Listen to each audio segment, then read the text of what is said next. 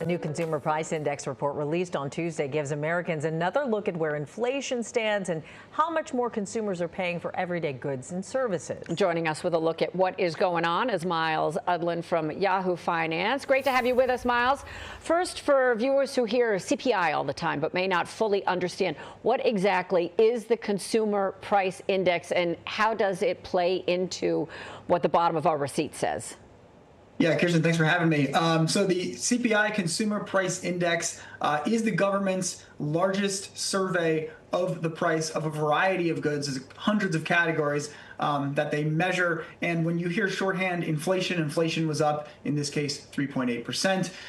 That is the report from which you are getting that number. And I'll tell you a favorite story that I love to tell folks around CPI. It had nothing to do with my profession, although it was germane. They come to your house and they ask for your receipts. I had someone from the BLS walked to my house, knocked on the door, said, I am here from the BLS, gave me his official government ID. And that's how they go about collecting the data. I gave them a couple weeks of receipts. They categorize it, they measure the prices, and then the changes in those prices across those categories over time is how you are seeing those numbers show up again in the official data. And so this is, above and beyond the things that consumers are probably feeling themselves when they do their own little homework here. You go to a grocery store and you're like, man, I got that for this. And there's been a lot of that, of course, going on the last few years. Well, let's take a look at what we're seeing then. Some of the standout increases from April 2025 to this year at the same time. Beef, coffee, fresh vegetables, where do we stand right now? Beef to start off. Yeah, so beef is one, it feels like a new literal dinner table conversation these days. Beef prices were up about 15% year over year. Coffee prices were up 18% year over year. Fresh veggies were up 12%. We had a 40% tomato increase there that was really around some adverse weather conditions that we saw. But I think beef is one that's worth double clicking on because there's a couple different trends at play. And I think this is where there's so much, I would say, discontent around the price of some goods. And food, of course, is one. Food prices at home are about 13% of the overall CPI basket. So beef, you have a declining U.S. cattle herd. So, we had over 100 million cattle in this country as of a couple decades ago. We now have closer to 80 million. So that just supply relative to the demand. We've all heard a lot about wanting to get more protein into our diets.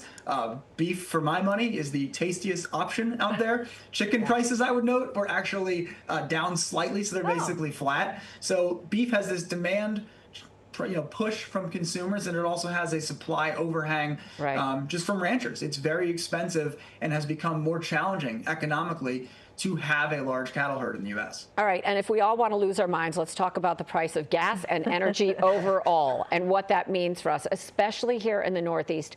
We are hammered on our electric rates, and they go up sometimes at double-digit gains. We're talking about maybe getting a little bit of a break with the federal gas tax. Talk about where we are.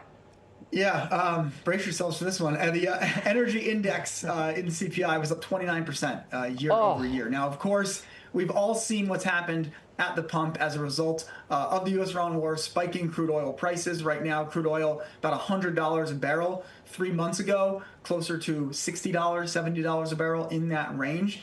And what's interesting is folks on Wall Street were looking at 60 or 70 as the likely price at the end of this year. Now those predictions are closer to $110, $120 per barrel. So, I'll just say for myself, I don't drive that much because I'm coming in and out of the city every day. Right. I did notice the other day, $4.50 a gallon. We're doing that now. And I think that is in our neighborhood where you have a lot of people who aren't in the car that much, even for that consumer to really start noticing, again, that 29% increase in overall energy costs. And sticker shock, too, for summer vacations for people who want to drive. That's definitely going to hit them. People are going to stay home.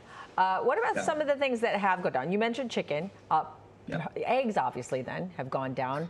By how much, and what else is going down? That's kind of it, That's it. All right, thanks for joining us. That's it. That's all I got for you. Yeah, I did some poking around. I was trying to be like, what do I have here for these guys? Lettuce prices on a monthly basis were down 5%. But no, I think yay salad. Chicken salad. The thing with what's for dinner. You go back to 2022 inflation bout. It was all about eggs.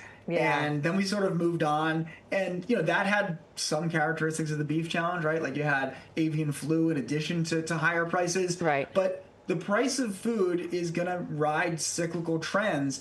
And that energy cost I just talked about, Right. that's feeding into the food prices. It's more expensive to move food through the supply chain now. Right. So you're going to have all kinds of prices likely to stay firm, as economists would say, if you continue to see diesel and gas prices hang at these levels. Packaging comes from petroleum as well.